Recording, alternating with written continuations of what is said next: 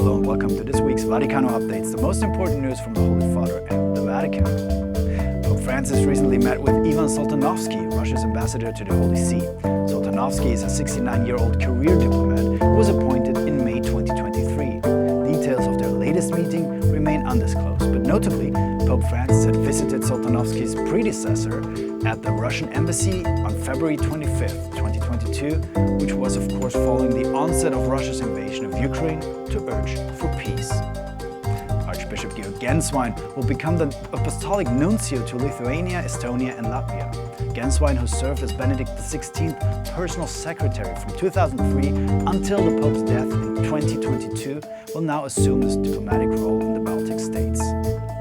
Bishop a former Anglican priest, was consecrated in the ordinariate of Our Lady of Walsingham at Westminster Cathedral, London, on June 22nd, the feast day of Saints Joe Fisher and Thomas More. Cardinal Victor Manuel Fernandez, prefect of the Vatican's dicastery for the doctrine of faith, imparted the episcopal blessing and highlighted the treasure of the Church's apostolic succession from St. Peter and the Apostles to the present day.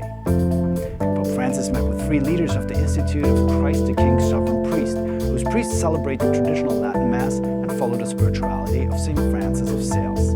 The meeting occurred amid restrictions on the traditional Latin Mass imposed by the Pontiff's motu proprio Traditionis Custodes. The Institute's statement noted that the audience was an opportunity to thank the Holy Father for his apostolic letter Totum Amoris Est, dedicated to their patron saint, St. Francis of Sales. The Vatican announced the opening of a war trauma rehabilitation center in Ukraine, named after St. John Paul II. Cardinal Konrad Krajewski, the papal almoner and prefect of the dicastery for the service of charity, will inaugurate the clinic on behalf of Pope Francis.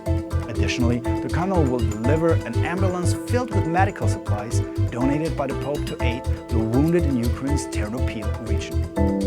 Thank you for watching this week's Vaticano updates. In Rome, Andreas Turnhauser for EWTN Vaticano.